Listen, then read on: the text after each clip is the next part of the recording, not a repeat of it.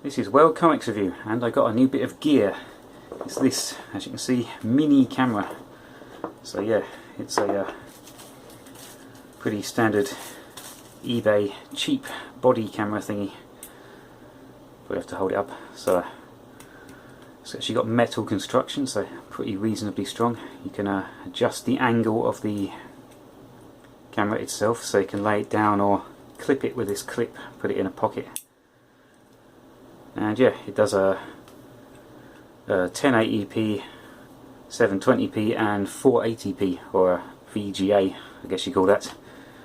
And yeah, I reckon that the two HD ones are just the 480 but upscaled in software, so I just set it to 480 because it doesn't fill the card up as much. And it came with a 32 gig card as well, which is apparently the maximum size it takes. I've tried a bigger one. And yeah, the card pops in the side, but pretty well made overall, but the card slot's kind of dodgy. I've had to pull the card out with tweezers a few times because it doesn't really pop out properly. And a pretty simple operation, just push up to switch it on for a few seconds, then up to video, down to save, or up to record audio only and down to save. And you can push this one down as well, and this it's supposed to be an infrared light, but it's actually just a light, so yeah, it's got a little light as well. So and there's when you're videoing, you can press this to take a picture as well, but the pictures are the same resolution as the video and not brilliant. So yeah, I got this several days ago, and I can use it for things like World Class Bullshitters style shop tours, or walking around the streets talking about things, or giving you guides on how to get to cool hidden shops around Osaka or any other places I visit. Because I get really self-conscious about videoing with my phone in the streets, so I can clip that onto my pocket and walk around talking to myself, which looks much less weird, of course. So yeah, I got that several days ago, and immediately went out and did a cycling around video. But yeah, I put it in a one of those t-shirts that has a tiny pocket. I put it in that and was cycling, so yeah, you don't want to watch that footage unless you want trying to make yourself throw up. Anyway, what's this got to do with the actual comic? Well, such a tiny camera could be used by secret agents and spies. Secret agents like James Bond. So yes, this is Polestar. They're not numbered, but I think this is the last volume of the Titan Comics reprints of the old James Bond newspaper comic. And this is from 2008. So yeah. Oh, wait, you've got a list of the volumes here. I've only just seen this. So yeah, the Paradise Plot. So this one is Polestar, which must be the last one, because it's got the last of the newspaper strips in it, which didn't actually appear in a British newspaper. And yeah, from 2008. So much like the big Lord of the Rings movie adaptation, we were kind of lucky it was done when it was done, because this is a book of James Bond newspaper strips, so they got the comic strips and they reprinted the comic strips. No removing and changing the dialogue. And we got some introductions too, which are, because they are written in the age that they were, are just informative introductions. No radical feminism or modern woke politics. So yeah, you might be wondering about Titan books. It's like maybe they do a reprint properly now, but the Titan books currently are producing a lot of the Doctor Who comics, which says everything that needs to be said on that subject. So we've got a introduction by Valerie Leon, who is one of the Bond girls. Absolutely no mention at all of sexism, just what it was like to work on the movie and spend all day in the same bed as Sean Connery. Hard work if you can get it, I suppose.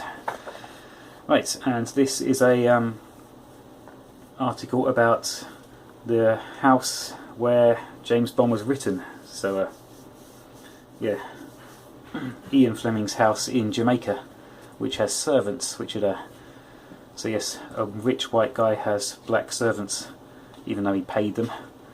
I guess Titan will be making something else about that today. But this just describes the house. Imagine that, eh? An article about a house which describes a house. And yeah, got some pictures, and yeah, the house, his name is Goldeneye, which is obviously later used as the name of a post-Fleming James Bond movie, and the game based on that movie is kind of the legendary Nintendo 64 title as well. Nearly everyone who had an N64 had that game.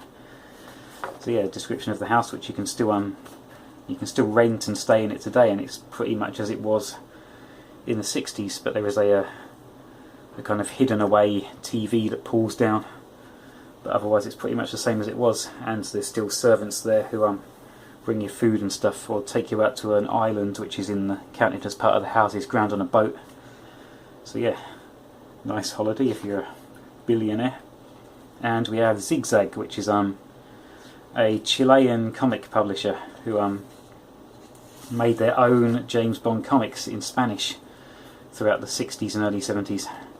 So yeah, we've got a decent article about James Bond comics with some adaptations of the original novels, although they mention that they got the rights to adapt the novels, not the movies, so they stick closer to the plot of the novels, but their picture looks like Sean Connery did in his prime.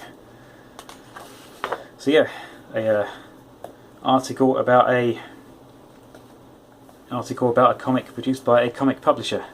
I suppose that comic publisher thought to, oh, I don't know, actually reprint the stories. Whatever. Maybe we'll get this in English one day. President Allende, that's a French name, who was extremely left-wing, won the Chilean presidential election and started cracking down on imperialist propaganda, so this comic was banned. Vision of the future for the West, perhaps. Right, anyway, into the actual comics. So the first one is Flitter Mouse, with these bad guys are releasing living missiles from a plane, which go attacking a castle in Germany, and James Bond is in Spain following a model who's possibly working with the Soviet Union or has some secrets or something. Anyway, she tries out a new suntan cream and he finds her dead. So yeah, they're investigating how she died, and they find a connection to the suntan cream. James Bond goes to a romantic castle in Germany, or I think Germany. Either way, and yeah, the bad guy is using the suntan lotion to attract killer bats, and also there's a radio signal which directs the bats to the person wearing the suntan cream, and that drives them into a feeding frenzy. So they kill the person, and obviously James Bond ends up tricking him and turning his own weapons upon himself, so he gets killed by the bats. Next one is Polestar, which is about James Bond is in like northern Canada where they're oil mining. He finds women frozen in ice. It turns out that the rich oil magnate is pushing out the natives and the local people and building a big oil refinery. And also some rocket experts are going missing from both the West and also the Soviet Union, if I remember rightly. I read this quite a while ago. So James Bond pretends to be a British rocket engineer, and he lets himself be captured and proves himself loyal, and it turns out that this guy is making his own nuclear missiles and wants to take over the world. Yeah, making his own nuclear missiles and launching them at the Soviet Union and America, and he'll self-destruct them if they agree to let him rule the world. But he ends up being left outside in the ice to freeze to death like his other victims.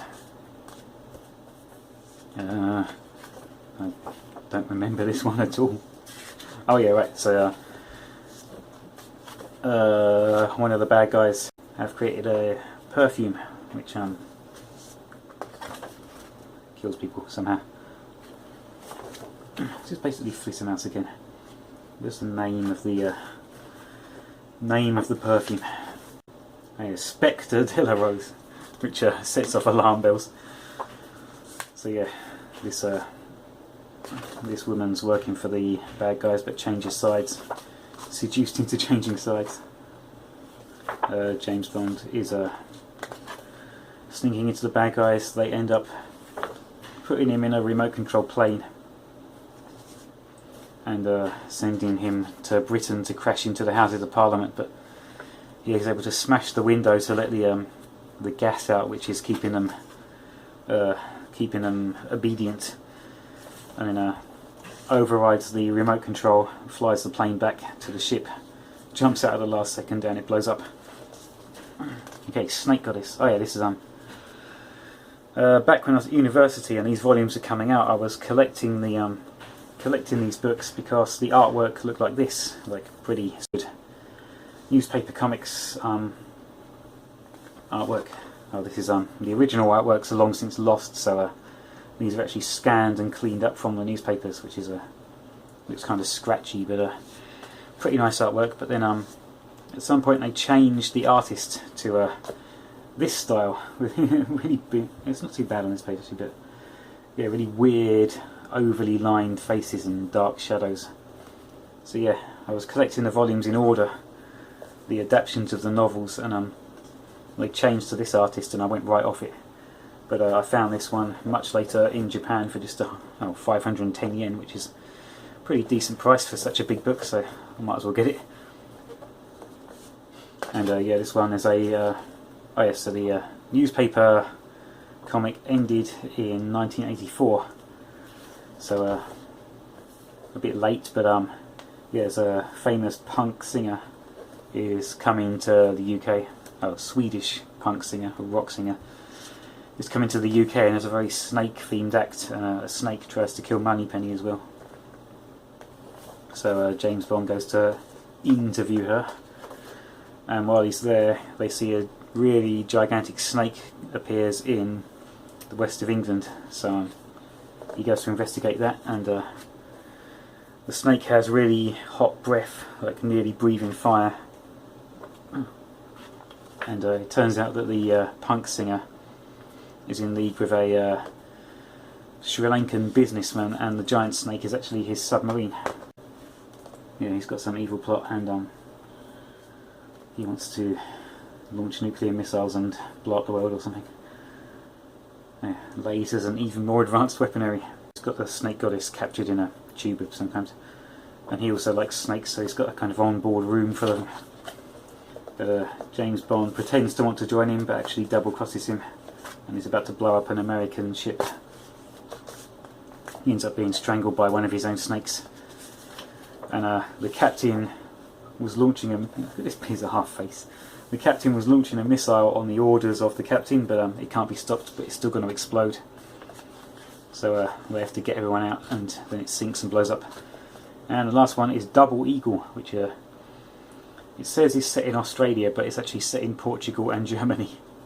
So an escaped Nazi war criminal, and he goes up a mountain in Portugal, but a giant eagle kills him, and they get a hint to head to Germany.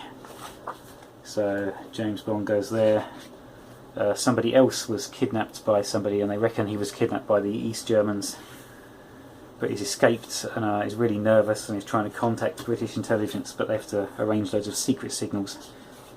And the mother of all bar fights with lots of gunfire. They finally get the guy away, but injured. And blah blah blah. The woman James Bond met at the time turns out to be involved in some other plot with the neo-Nazis trying to reunite East and West Germany and make a new Third Reich, or Fourth Reich I guess. And he also finds out that the Eagles are robots and are full of explosives, and the purpose of the Eagles is to make a symbolic gesture to reunite the Germanys by landing these robot eagles on the Berlin Wall and then blowing them up to make holes in it.